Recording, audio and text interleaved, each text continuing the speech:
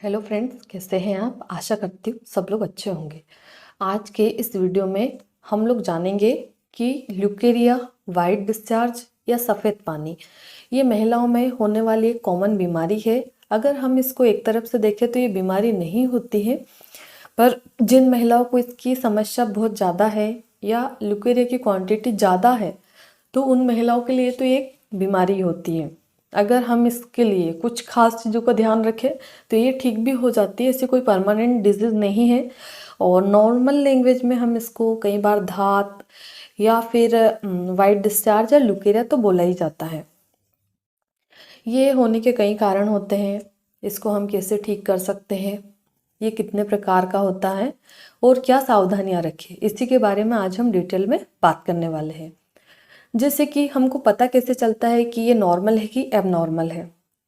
महिलाओं में vaginal discharge तो होता ही है, जैसे कि किसी को ज़्यादा होता है, किसी को कम होता है। अगर हम नॉर्मल की बात करें तो नॉर्मल हम कब कैसे मानते हैं कि अगर आपके पीरियड के बीच के दिनों में हो रहा, यानी कि पीरियड ख़त्म होने के, अभी आपका पीरियड आया, पीरियड बंद हो गया, अगर इसके 7-8 दिन के बाद में या 5-6 दिन के बाद में हो रहा या पीरियड आने से 2-4 दिन पहले हो रहा है और थोड़ा बहुत है, कलरलेस है, ट्रांसपेरेंट है और उसमें कोई बेकार सी स्मेल नहीं है, यानी कि मछली का जो तेल होता है उस टाइप की अगर बदबू आती है तो ये नॉर्मल है और वो प्राकृतिक ही है।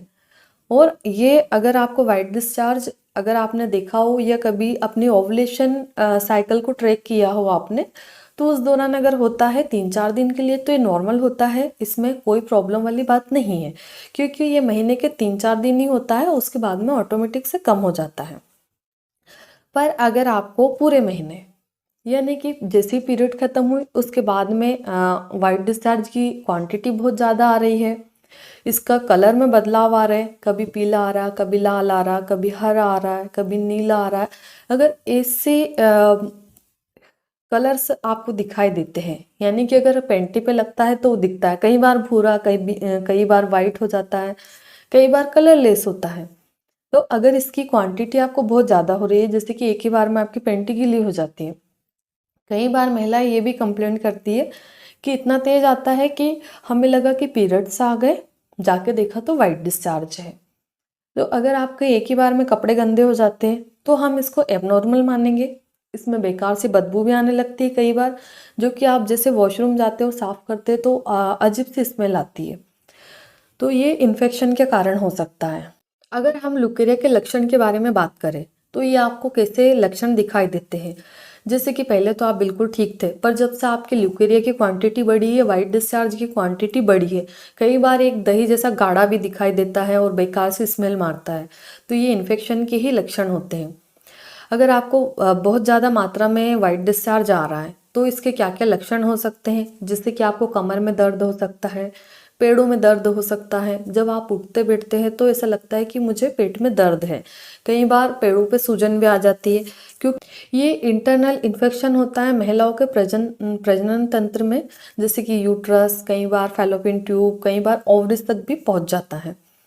तो इसके आपको केयर करने की ज़रूरत होती है। जब भी वाइट डिस्चार्ज की क्वांटिटी बढ़ती है तो आपको अजीब सा चिड़चिड़ापन, बहुत ज़्यादा कमजोरी आना, कई बार महिलाएं काफ़ी वज़न कम होने लगता है, कमर दर्द, पेड़ों में दर्द, आंखों के नीचे काले घेरे बनना, कई बार पेशेंट को काफ़ी वीकनेस लगती है, काम वाम करने का मन नहीं होता है। अभी वाइट डिस्चार्ज की क्वांटिटी बढ़ेगी तो महिलाओं को लगेगा बार बार उनको पेंटिस चेंज करने की ज़रूरत पड़ रही है, इचिंग भी हो रही, प्राइवेट पार्ट्स में इचिंग हो रही, कई बार दाने भी पड़ जाते हैं, लालपन सा दिखाई देने लगता है। तो ये इन्फेक्शन का हमें सिग्नल देता है कि आपको किसी बैक्टीरिया से इन्फेक्शन हुआ है या फिर आपने कुछ ऐसे बदलाव आए हैं आपके बॉडी में जिसके कारण आपको ये इन्फेक्शन हो रहा है। तो ये कुछ प्रमुख लक्षण होते हैं जो कि नॉर्मली महिलाएं कंप्लेंट करती हैं कि जब से हमें वाइट डिस्चार्ज जाने लगा है तो ये सारी समस्याएं होने लगी, कई बार बेचैनी इतनी ज़्यादा बढ़ जाती है, हाथ पैरों में दर्द होने लगता है। अभी हम इससे बचाव के बारे में बात करें कि हमें क्या क्या सावधानियां रखना है, तो हम कैसे केयरफुल हो सकते हैं और इससे हम कैसे बच सकते हैं।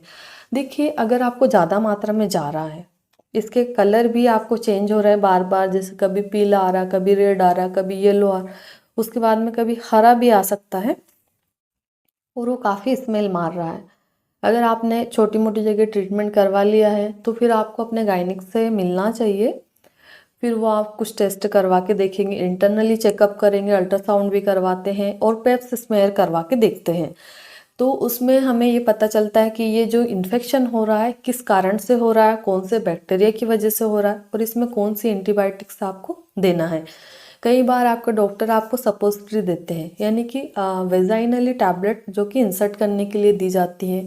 कई बार क्लिंडामाइसिन खाने के लिए भी दी जाती है, रखने के लिए भी दी जाती है। कई बार ये इन्फेक्शन मेल पार्टनर के द्वारा भी फैलता है, जैसे कि बिना प्रोटेक्शन के सेक्स करते हैं। कई बार एसटीडी से भी ये फैलता है, यानी कि सेक्सुअली ट्रांसमिटेड डिजीज के कारण भी ये इन्फेक्शन फैलता है।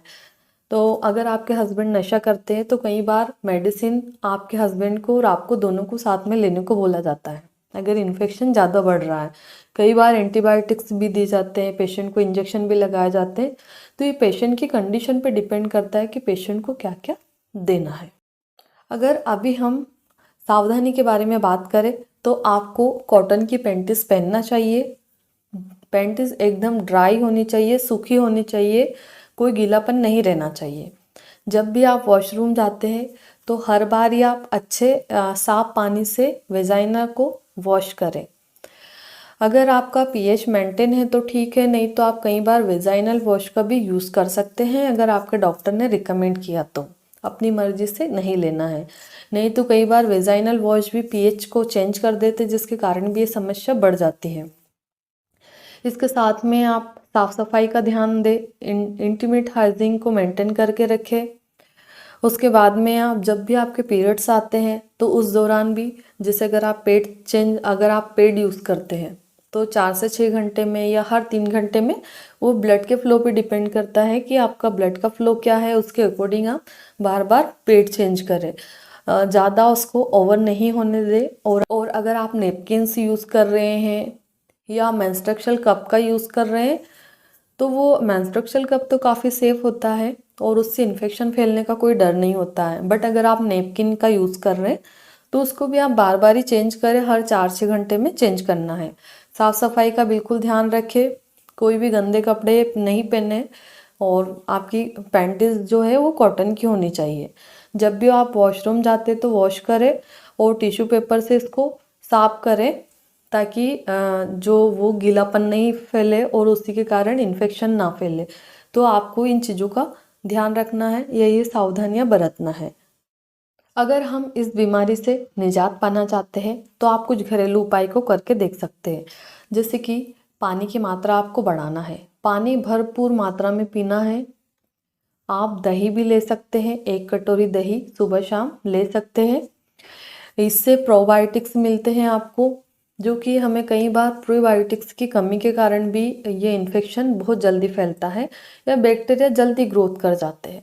तो आप दही भी लें। इसके साथ में 1 से 2 केले पर डे आपको खाना है और 3 से 4 पीस अंजीर के आपको रात में भिगो देना है और उसको सुबह आपको ऐसे ही कच्चे खा लेना है खाली पेट। तो ये सब करने से आपके जो वाइट डिस्चार्ज की प्रॉब्लम है ये बहुत जल्दी ख़त्म हो जाएगी। और अगर फिर भी ख़त्म नहीं होती है तो आपको डॉक्टर से कंसल्ट कर लेना चाहिए। जो भी ट्रीटमेंट दे आपको वो आपको लेना चाहिए।